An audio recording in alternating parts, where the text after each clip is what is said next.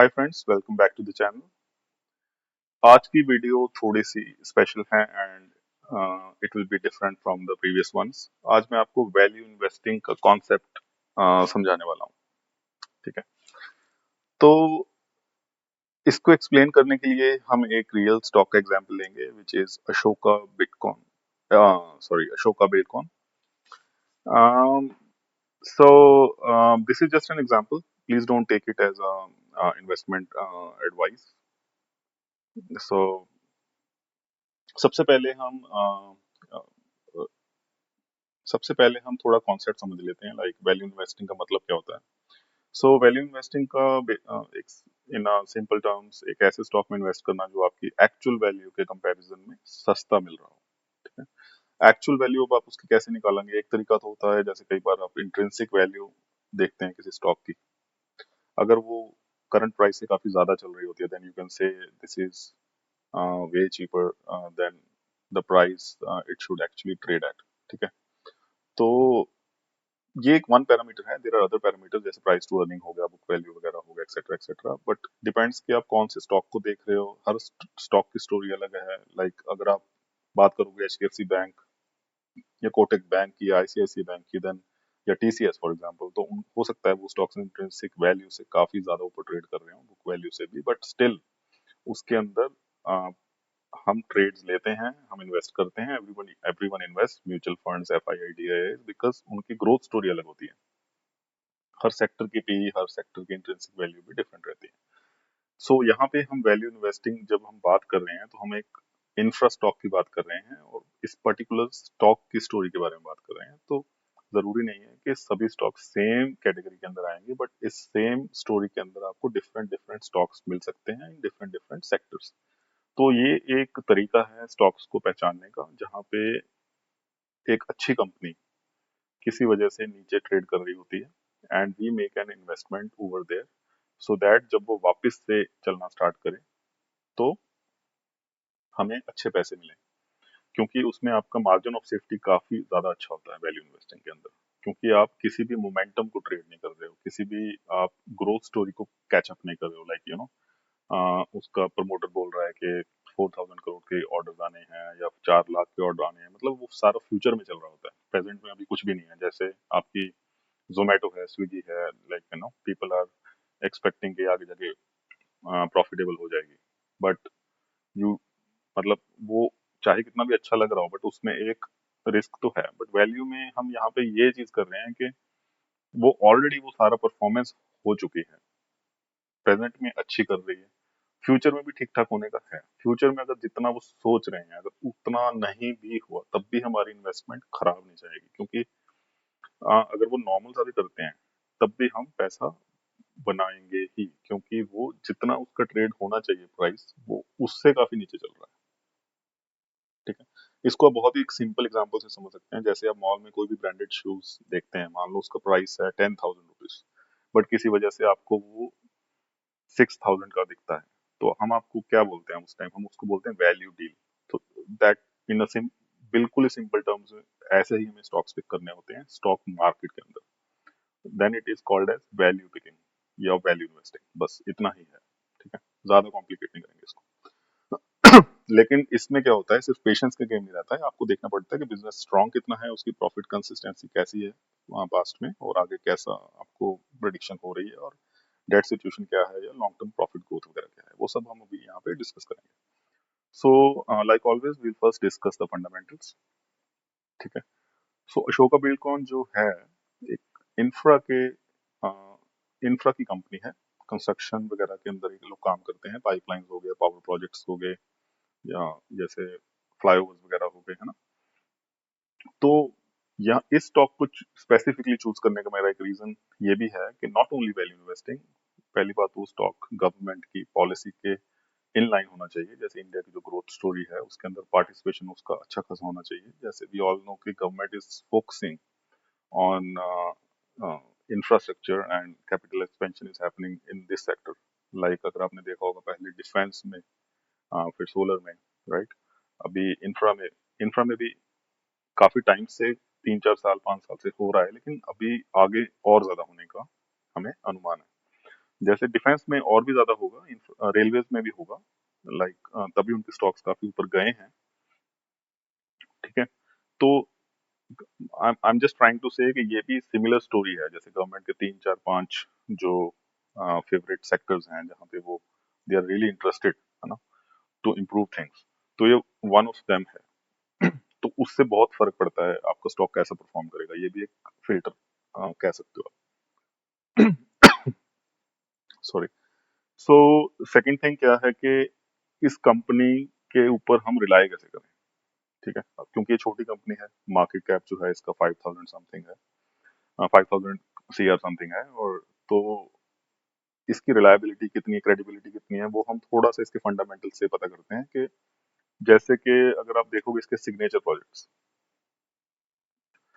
तो the company has executed various landmark projects including India's first 8 lane extra dose cable stayed bridge, तो which is remarkable.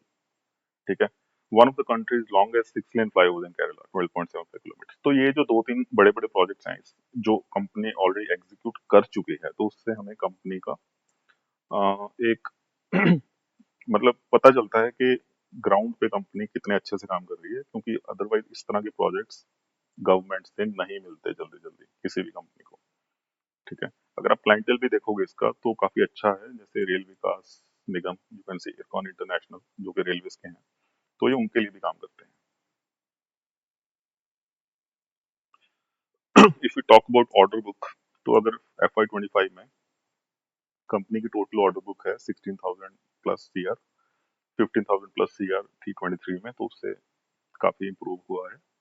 और जो अगर आप future का भी अगर आपने देखना है, तो company expects an order inflow of 12,000 CR to 14,000। मतलब मैं इसको बहुत ज्यादा क्या कहते हैं कि तवज्जो नहीं देता, या फिर मैं बहुत ज्यादा इसको मतलब इस पे मेरा फोकस नहीं होता इतना ज्यादा कि वो क्या बोल रहे हैं, आई डोंट नो। एंड अगर इससे इसका हाफ भी होगा या फिर इसके आसपास भी होगा, थोड़ा बहुत कम भी होगा, तो चलेगा मुझे, because here like I said, हम यहाँ पे जो ऑलरेडी हो चुका है या फिर ऑलरेडी उनके हाथ में है, हम उसकी बात कर रहे हैं, उसके हिसाब से हम इन्वेस्ट कर रहे हैं अभी। अगर वो आता है विच इज गुड, हमारा मतलब जो टारगेट है वो आगे पुश होता जाएगा, बट अगर वो नहीं भी आता है तो हमें हमें रिस्क नहीं होना चाहिए, बस इतना सा पॉइंट है। थोड़ा सा इसकी वेबसाइट पे जाके भी आप फंडामेंटल इसके चेक कर सकते हो, like if you go here. तो कंपनी काफी पुरानी है, 40 years ऑफ एक्सपीरियंस है कंस्ट्रक्शन इंडस्ट्री में। ठीक है। ये अगेन वही, इन्होंने ऑर्डर बुक यहाँ पे मेंशन करी हुई है जो हम पीछे देख रहे थे, 300+ किलोमीटर की गैस पाइपलाइन इन्होंने ले डाउन करी है। तो ये मतलब ये सारे जो प्रोजेक्ट्स हैं ना, इनको देखने का हमारा इतना सा मतलब है कि आप देखो बहुत ज्यादा डिटेल में तो जा नहीं सकते इनके। ठीक है। You cannot meet the promoters and everything, तो या आप हर जगह जा जाके आप इतना तो आप नहीं कर सकते, बट यहाँ से आपको थोड़ा सा आइडिया लग जाता है कि आप इन्वेस्ट कर कहाँ रहे हो, वो एक्चुअल में कुछ चीज है या वो कुछ फर्जी या कुछ ऐसा कुछ तो नहीं है कि मतलब like you know you know what I am saying, कि शैलो चीज, कुछ कुछ भी शैलो टाइप का नहीं है। Something is some tangible is happening in the company. तो यहाँ से भी इतना तो कॉन्फिडेंस आ रहा है कि कंपनी ठीक ठाक है फंडामेंटली। तो let's talk about financial.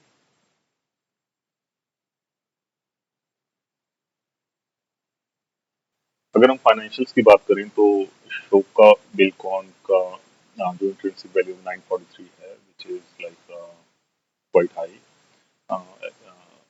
Compare to the current price, and stock भी अगर हम देखें जस्ट 3.4 पे चल रही है। तो अगर आप प्राइस टू अर्निंग इसकी 10 years की देखोगे, जो मीडियन है यू विल सी के 10.2 चल रहा है, और अभी हम वो भी 1/3 पे चल रहे हैं। तो अगर हम यहाँ पे जैसे कि 24 में, यहाँ पे 25 मार्च 24 में P25 तक भी टच करी थी, हम यहाँ तक वेट नहीं भी करते हैं, अगर मीडियन 10.2 भी होती है तब भी उस प्राइस जो है 3 times हो जाएगा, राइट, अगर सेम लेवल की ग्रोथ भी चलती है तो, which is again a very good sign.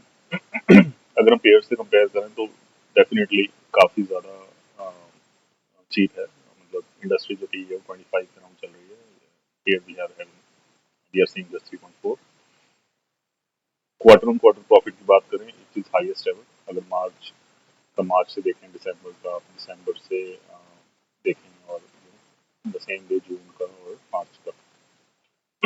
तो चारों क्वार्टर्स का हाईएस्ट एवर प्रॉफिट है, और यहाँ पे अगर आप देखोगे तो एवरेज 500 के समथिंग आ रही है, यहाँ पे वही एवरेज जो आपकी है वो 600 क्रॉस कर जाएगी। तो सेम चीज आप सेल्स में भी देख पाओगे, सेल्स आपकी ग्रेजुअली इंक्रीज कर रही है एंड मोमेंटम पकड़ रहा है।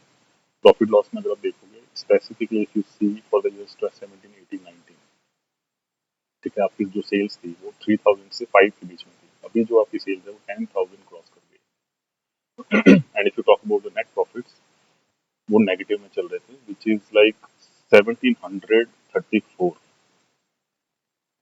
ठीक है। तो ये पॉजिटिव ही नहीं बहुत, लेकिन पॉजिटिव में भी बहुत बड़ा जंप है प्रॉफिट्स के अंदर। तो ये एक बहुत बड़ा टर्न अराउंड स्टोरी बन सकती है।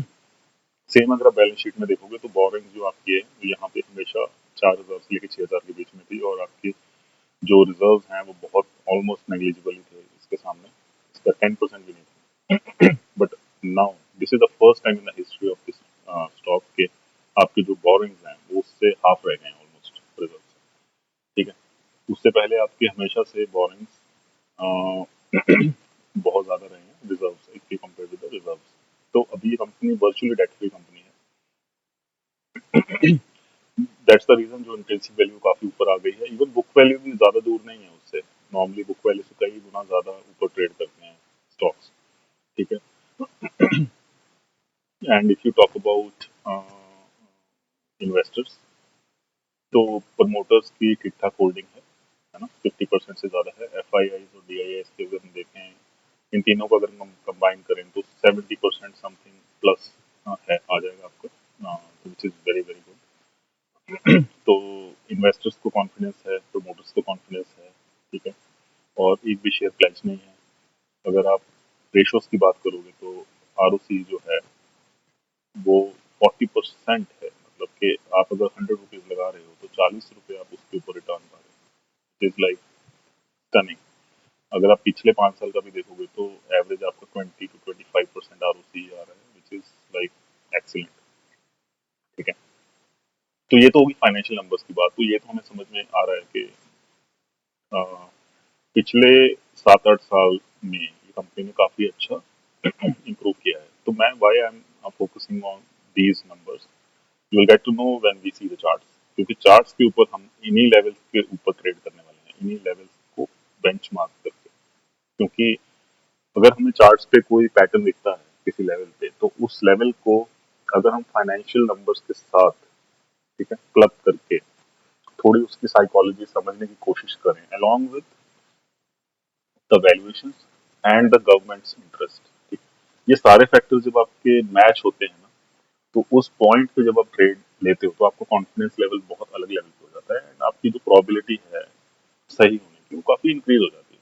बाकी तो लक वाली बात है, नोबडी नोज, है ना, कि 100% उसमें होगा कि नहीं, but when you trade like this, तो this first first thing is कि ये काफी प्रोफेशनल है, यू प्रोफेशनल वे है काम करने का, you treat this like very serious business. और सेकंड थिंग क्या है कि आपका जो थॉट प्रोसेस है, ठीक है, वो बाकी स्टॉक्स के लिए भी थोड़ा उस तरह से चलना स्टार्ट हो जाता है, तो ओवरऑल आपका पोर्टफोलियो अच्छा ग्रो होता है। Now let's talk about the stock on the charts.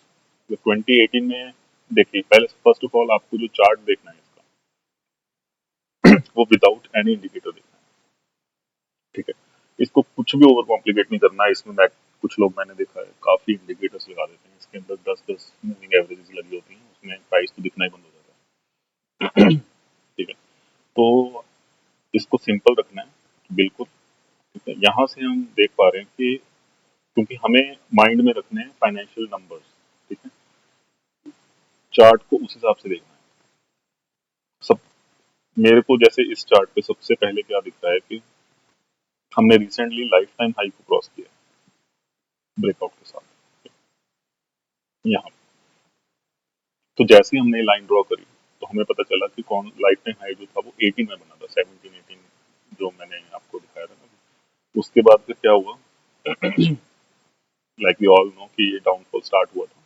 ये सभी स्टॉक्स के साथ ही हुआ था 18 19 में, आई गेस वो चल रहा था आपका बीएफएस चल रहा था, स्मॉल और मिड कैप का स्पेसिफिकली। उसके बाद कोविड आया, कोविड के बाद जब ये दोबारा गया तो उसने जब ये वाला पिछला हाई को ब्रेक किया, ब्रेकआउट दिया, यहाँ पे क्लोजिंग दी, तो उसके बाद ये रुका नहीं, स्टॉक कंटिन्यूसली 120 117 से सीधा 300 समथिंग, मतलब ऑलमोस्ट 3 टाइम्स हो गया। एंड उसके बाद due to the recent war and other geopolitical chaos, है ना, ये थोड़ा सा नीचे आ गया है। तो 1 सेकंड, ओके,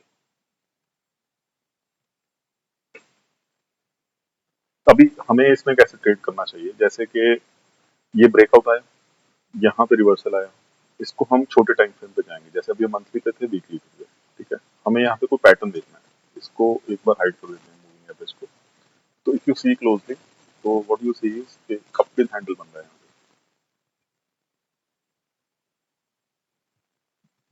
ये हो गया उसका कप, ठीक है, ये है उसका हैंडल, छोटा सा। तो इसका अगर टारगेट लगाना है, नॉर्मली ऐसे आप लगा सकते हो, इसकी डेप्थ आपने इसके ऊपर रख दी, थोड़ा नीचे, तो ये हो गया आपका टारगेट, नीचे अराउंड 440%, 1094 के अराउंड।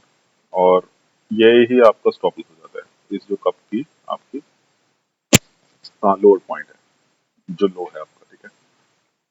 तो अगर आप रिस्क रिवॉर्ड भी यहाँ से निकालोगे, एंड सपोज आपने यहाँ से ब्रेकआउट पे एंट्री ली, तो आपका जो रिस्क रिवॉर्ड है वो 14 समथिंग निकल के आ रहा है।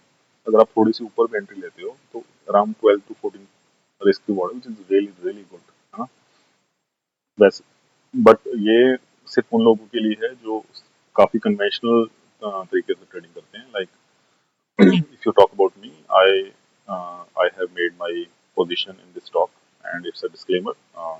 Like there is no buy or sell recommendation again, because I'm not a SEBI registered advisor. This is just for an education purpose. But what मैं आपको क्यों बता रहा हूँ, क्योंकि मैं आपको ये अपना थॉट प्रोसेस शेयर कर रहा हूँ कि आई don't believe in stop losses, ठीक है। मेरा स्टॉप लॉस होता है 50% ऑफ माई बाइंग प्राइस, ठीक है। वो जस्ट इसलिए होता है कि थोड़ी बहुत कैपिटल चलो सेव हो जाए जाते जाते, क्योंकि वो ट्रेड बहुत, मैंने कुछ बहुत ही बड़ा ब्लंडर कर दिया, इस वजह से हुआ वो। अगर इतनी ज्यादा वैल्यूएशन आप चीप निकाल के सब कुछ देखते कि अगर आपका हो रहा है, तो इसमें वो काफी गलत हो गया वो, है ना। Otherwise I just invest and I wait for my targets. तो यहाँ से अगर आप देखोगे तो आपको काफी ऐसा लग रहा होगा कि हम लाइफ टाइम हाई के आसपास बाई कर रहे हैं इसको, ठीक है, which is not even bad, because हमने वैल्यूएशन काफी चीप देखी हैं, और नीचे अगर आप देखोगे यहाँ पे वॉल्यूम बाइंग भी हो रही है ना, and all that stuff. But still it's मतलब more than 90% of times I don't believe in investing at life time high prices, ठीक है। बट वो एक थोड़ा सा मैं बोलूंगा डिल्यूशनरी है यहाँ पे, क्योंकि एक्चुअल लाइफ टाइम हाई के पास नहीं है, ठीक है। इसीलिए ये बहुत ज्यादा इंपॉर्टेंट होता है कि आप कौन से टाइम फ्रेम पे चार्ट को देख रहे हैं। Right now we are seeing this chart on a weekly time frame, ठीक है। अभी हम मूव करते हैं डेली पे। अगर आप डेली पे मूव करेंगे और पिछले साल का अगर एवरेज प्राइस निकालेंगे by using SMA 200, this is a simple moving average, ठीक है, देन यू विल सी कि आपको जो प्राइस है ना, वो लाइफ टाइम हाई से अराउंड आई थिंक 30-35% तो होगा नीचे। हाँ, तो अराउंड 35.6% रफली ट्रेड कर रहा है। और अगर आप लाइफ टाइम हाई के लिए इसको बाय करते हैं ना, तो भी 54-55% इजिली वन कैन गेट, है ना। तो और ये वाला जो लाइफ टाइम हाई था वो जनवरी 2025 में बना है। से again I am not saying कि ये आ जाएगा एकदम से, अब ऐसा है बाय कर लो, आई एम जस्ट सेइंग कि अगर अभी रिसेंटली गिरा है 3-4 महीने पहले, और अगर आप नीचे देखोगे इसके, इसको रिमूव कर देते हैं, ठीक है, तो यहाँ पे डबल टॉप भी दिखेगा आपको। ये देखो यहाँ पे आपको ये एक टॉप है, ये टॉप है, ठीक है। इसको इसने यहाँ पे ब्रेक किया, और यहाँ अगर आप देखोगे तो आपके हायर लोज बन रहे हैं, और वो ब्रेक नहीं हो रहे हैं आपके, ठीक है। ये तो बेसिकली जो स्टॉक है आपका वो इस तरह से मूव हो रहा है। तो लोअर लेवल पे अगर आप लोअर टाइम फ्रेम का यही फायदा होता है कि आप हायर टारगेट्स के लिए लोअर टाइम फ्रेम पे आके एक एंट्री थोड़ी सी जल्दी लेते हो। जैसे अब और सेकंड टाइम पे आप थोड़ा सस्ता भी ले सकते हो, आपको थोड़ा क्लैरिटी होती है कि आप 200 डीमा के नीचे प्राइस में बाय कर रहे हो, दैट मीन्स एटलीस्ट जो लोग पिछले एक साल से बाय कर रहे हैं उनके एवरेज प्राइस से आपका प्राइस नीचे है, वो भी एक ब्रेकआउट स्टॉक। ठीक है, ये काफी इंपॉर्टेंट चीज है। Okay, so friends that was it from my side. I hope आपको कुछ सीखने को मिला होगा आज के वीडियो में, and I hope to see you in next one. And तो अगर आपको वीडियो में कुछ भी सीखने को मिला है, just hit a like button and share it with your friends. ठीक है, अगर आपको कुछ भी डाउट है, just put your queries in the comment section and I'll try to respond as early as possible. Till then, take care and bye bye.